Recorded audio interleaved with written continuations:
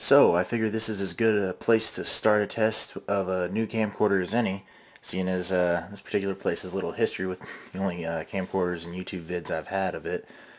Of course, as you know, this is generally where I showcase works in progress, and my old Mark V helm, Calus custom 13-inch Fig, Al, Megas, and the reason why Mega Bloks doesn't suck. You may have wondered why the last videos I've had, I don't know, last half a year or so have not been of any actual video, just, montage and stuff, and that's because this old thing right here, my really old digital camera that I used to take videos with, is now dead. It's gone. Bang. Gone. You'll be spare parts later. You and the Hayabusa, if he wasn't already gone. Now, of course, you notice that my picture quality has improved a little bit, and that's due to this really nice camera. So I like it. I know it's Canon, so you Nikon folks aren't going to talk to me anymore, but I'll have just have to live with it, I guess. This is a particular fun little teaser over here. So these are some spare bits off of some old visors. I was going to maybe use them for an EOD eyepiece or something. You can see where this is attaching to the helm right here. So this is the right side off of a visor, and this is the left side. But oh my, how is that different? And it still has the mirror coating. Well, once I get that blue visor in for the ODST, I will show you how that's done. Of course, some of you guys may have already figured that out. You're just being sneaky, but that may be fun for a future podcast thing.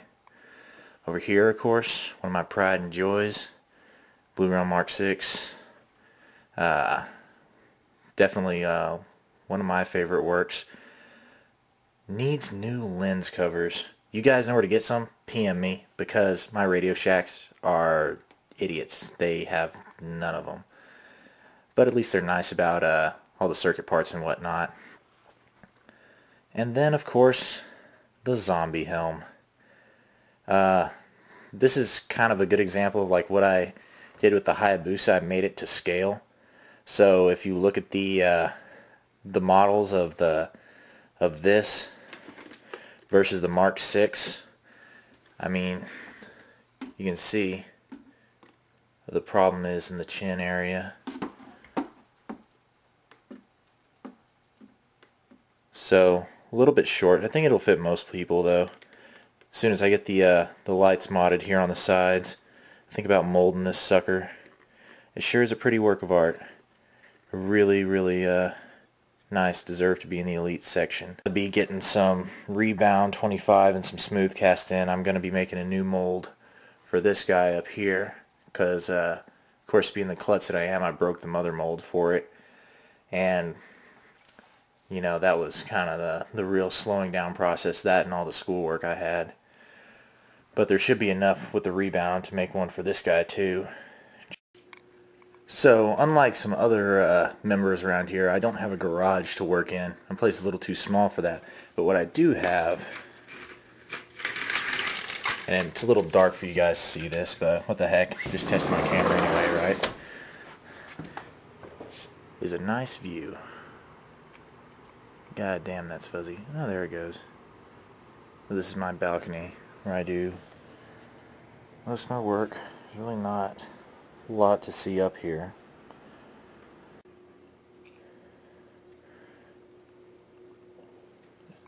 The spiker kit I'm working on. So this is the one I got from Schmick.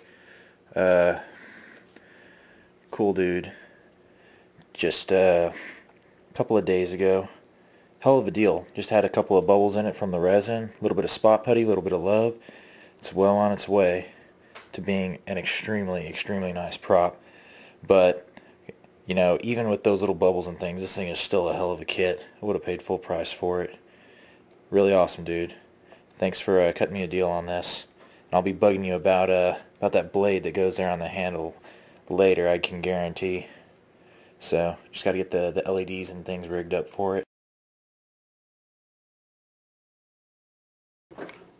So this is the hallway that I've done a lot of my progress shots in for, you know, all the way my oldest Westerfield Mark 6 costume to the T-51B I'm messing with right now.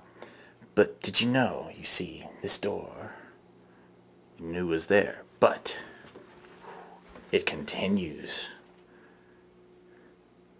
The mystery deepens. 1, 2, 3, zoom in on the Fallout T-51B. That's right, folks, stolen from Fort Constantine itself. Nah, I just played that simulation and they gave it to me. So, ODST I'm working on. Of course, link cast, blah, blah, you've seen the thread. No need to go into it any more than that. You see, this is not my normal workplace exactly. I've sort of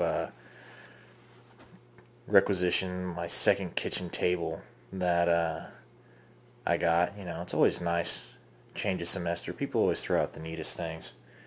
But, yeah, you want a table and you're in Waco, just stop by. You can have it because it's just taking up space. But this one's pretty much finished. It wouldn't be me if I wasn't dropping shit, right guys? So, I put rubberized undercoating on the handles, and thanks to Eric, Dr. Goon, Dragon, you know who you are, for showing me how to spray paint a little bit better, and because of that I've been able to keep these areas with writing and some of the detail areas, some nice dark lines, without a whole lot of work. So that's a pretty interesting technique, and I think one that little Action Clicks Warthog, maybe turn that into a transformer like those one dudes did. And 10 points if you can identify what this part is off of. But I just thought it'd be kind of funny, you know, all the different ODST variants. What if you had freaking long range antenna just mounted to the side of that? It would work. Look goofy, but what can I say? I'm a goofy guy. So, you guys finally get to see my face, as scroungy looking as I am. Especially after spending a lot of time outside during spring break. And not exactly the best light conditions. It's the middle of the night, but what are you going to do? Now, I had a couple of interesting things I thought I'd show you guys since, you know, especially saw some really neat things in the last podcast. Like that a lot, Adam. But one of them is, for Pepicur, I found that these scissors, and people always talk about safety first, safety first. Well, these are so safe, they have a holster, and there's a reason for that. Made by Martha Stewart, of all people, right? Now, look at these things. They're literally like two knife blades stuck together. Even the tips are pointed. Now, the real interesting thing I think about this is, you know, these things are so sharp. They just speed up your cutting so much. And since the tips are pointed, you can score with the tips too. I mean, it's a two-in-one tool. And I mean, for like $5, it's not bad. I think she invented this when she was in prison, you know, so that way, you know, somebody would be like, oh, Martha, what are you doing over there? I'm doing a craft project, but, you know, people bother you in the middle of making your armor. You know, you can stick them. Nah, don't do that. Be nice, you know. But also, I thought it was kind of funny, you know, you always need a good friction tool, right? Soften up your clay. And, of course, being somebody that has to deal with a lot of clays, you know, whether they're in rock form or not, I had one of these for a while. It's a friction multi-tool. So, you know, I always use this when making stuff because you never know when something might just need a good whack. But you know, again, like $5. You know, who's gonna complain? Good set of pliers. It's got a knife in it. I mean, it's just a good multi-tool, but it's got that little extra whack to it. So hopefully didn't bore you guys to tears. Got to test out the new camera, and got another YouTube vid up. And it's always nice to have one of those. Catch you later.